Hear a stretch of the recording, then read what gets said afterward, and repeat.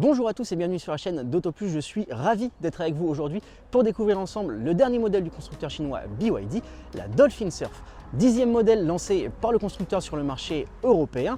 Elle s'insère dans la gamme juste en dessous de la Dolphin sur le segment A. Objectif, concurrencer les mini citadines électriques déjà présentes comme la Dacia Spring ou encore la R5 E-Tech et celles à venir comme la Twingo, tout en affichant un rapport prix-prestation presque imbattable. Va-t-elle y arriver? Eh bien c'est ce que nous allons voir ensemble aujourd'hui.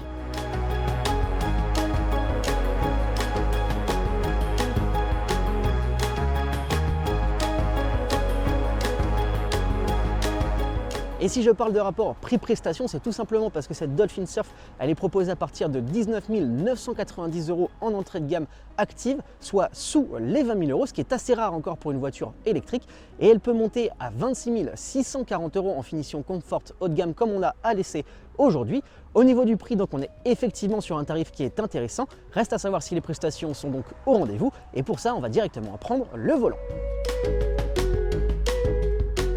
Alors forcément, à ce niveau de prix, on s'attendrait à faire des concessions, notamment au niveau de l'autonomie.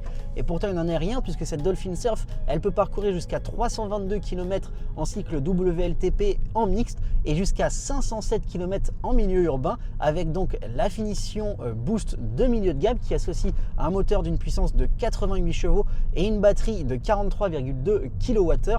La version que l'on a aujourd'hui en finition Comfort fera un petit peu moins bien, avec un petit peu plus de 400 km en cycle WLTP en milieu urbain. Mais pourquoi? C'est tout simplement parce qu'on a droit à un moteur plus puissant, d'une puissance de 156 chevaux.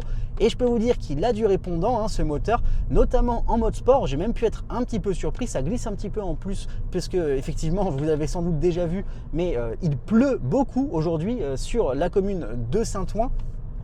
Voilà, au global, on a quand même un comportement routier avec ce moteur de 156 chevaux qui est très plaisant. Elle a vraiment du répondant.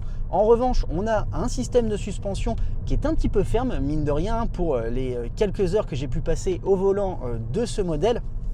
Voilà, notamment au niveau des deux dames, ça secoue un petit peu. Cette agilité, le modèle, il le doit aussi à sa plateforme sur laquelle il repose. C'est la e-Platform 3.0 qui est développée en interne par BYD et qui va permettre notamment d'avoir les batteries qui sont situées sous le plancher, un plancher qui est entièrement plat, et de baisser du coup le centre de gravité du véhicule.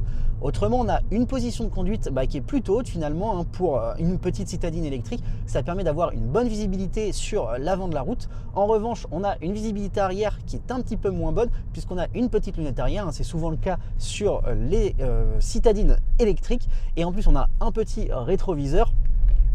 Néanmoins, ça va pas forcément être gênant pour se garer, puisque cette Dolphin Surf, malgré son prix, alors on est sur la version haut de gamme à 26 000 €, mais on a quand même beaucoup d'aides à la conduite, notamment une alerte de vigilance si jamais on quitte les yeux de la route. La petite caméra est située juste ici, mais on a aussi un limitateur de vitesse adaptatif intelligent, une caméra à 360, une caméra arrière, une caméra avant.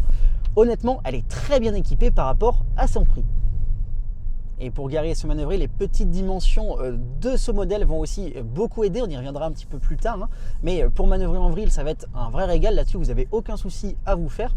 Et enfin, en termes de recharge, avec la finition entrée de gamme et sa petite batterie de 30 kWh, il vous faudra 3h30 pour recharger complètement le modèle à la maison. Tandis que les versions Boost et Comfort, comme celles que l'on a aujourd'hui, mettront elles 5 heures. Et avec un chargeur rapide, vous pourrez recharger de 10 à 80% en 30 minutes, quelle que soit la finition.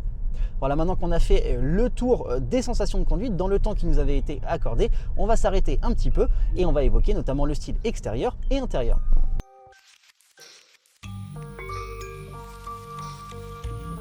Au niveau du look extérieur, si cette BYD Dolphin Surf, elle vous fait penser à la BYD Seagull, qui est un modèle commercialisé en Chine, c'est tout à fait normal puisqu'il s'agit en réalité de la même voiture. Simplement, le nom a été modifié pour mieux correspondre au marché européen.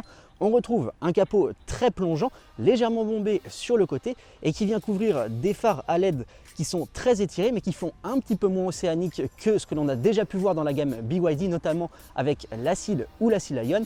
On a également le droit à un imposant pare-choc noir qui lui donne une espèce de moustache qui vient vraiment contraster avec le vert que l'on a sur notre carrosserie du jour. Un vert qui va donner un petit peu plus de peps à la citadine électrique et ça, je trouve que ça fait toujours plaisir. C'est une fois de profil que le nom Dolphin Surf il prend un peu plus de sens à mon goût, notamment avec cette ligne qui part de la face avant, qui vient se courber un petit peu, qui remonte jusqu'à la partie arrière. On a vraiment l'impression qu'elle est en train de surfer sur une vague, cette voiture. On a aussi une ligne qui part du haut de la portière arrière pour se finir vers le milieu de la portière avant. Encore une fois, on a toujours cette impression qu'elle est en train de fendre les vagues, mais aussi de fendre l'air, puisque finalement sur une voiture électrique comme celle-ci, l'aérodynamisme va être très important. C'est pour cela qu'on a aussi des poignées affleurantes et un toit flottant qui finit sur un petit béquet. En termes de style pur, on a aussi le bas de caisse qui a été très travaillé sur les portières, notamment avec cet élément noir qui fait penser au gros pare-choc de la face avant. Et enfin, sur notre finition du jour Comfort, on a le droit à des jantes de 16 pouces exclusives. Enfin, à l'arrière, le maître mot, c'est le volume avec 3 blocs bien distincts. Un pour la lunette arrière et les feux, un pour la malle de coffre et un pour l'imposant bouclier qui rappelle celui qui est installé à l'avant. Le béquet est finalement en forme d'oreille de chat et on a une signature lumineuse qui est très fine, qui vient s'étirer même jusqu'à l'aile arrière et qui est reliée par un bandeau noir. On retrouve le nom du constructeur sur la malle de coffre ainsi que le nom du modèle.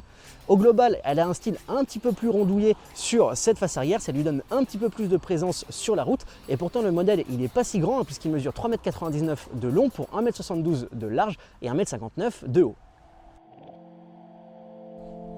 Alors une fois à bord de cette BYD Dolphin Surf, on aurait pu croire que le constructeur avait dû faire des concessions dans son habitacle et pour autant on est plutôt bien choyé. On a notamment le droit à un écran central tactile qui est rotatif de 10,1 pouces, ça c'est toujours le petit bonus dans les modèles du constructeur chinois.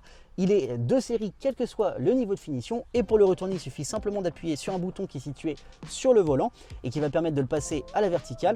Cet écran il est plutôt ergonomique, plutôt fluide, il a même un petit raccourci pour revenir à la page d'accueil et il est compatible Apple CarPlay et Android Auto. Il est associé à un compteur numérique de 7 pouces qui lui en revanche je trouve affiche beaucoup d'informations et fait un petit peu daté dans son design intérieur. C'est pas forcément ce qu'il y a de plus joli. Et au global, je trouve que ce soit ce compteur ou cet écran, ils sont plutôt mal intégrés dans cette planche de bord. On a vraiment l'impression qu'ils ont été rajoutés après. Et pourtant, cette planche de bord, elle est assez design avec cette petite vague qui rappelle un petit peu toujours ce style océanique que l'on trouve dans les BYD. Elle est même garnie de cuir vegan, même si on retrouve un petit peu de plastique dur. Et on a des petits éléments de design juste au-dessus des buses d'aération. La commande de boîte et les commandes de climatisation sont-elles sur des boutons physiques qui sont situés sous l'écran central dont on parlait tout à l'heure.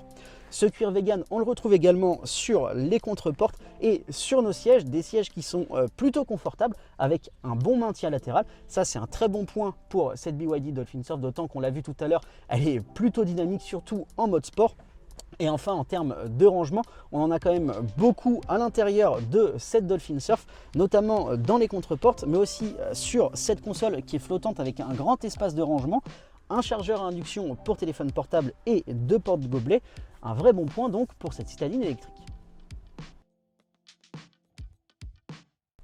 Alors une fois installé à l'arrière, on profite de la même qualité des matériaux qu'à l'avant. On retrouve donc ce cuir vegan pour habiller les sièges et les contreportes. Et c'est aussi sur cette banquette que l'on se rend compte que malgré finalement les faibles dimensions du modèle, un 3,99 m de long, on profite d'un empattement qui est assez grand, 2,50 m.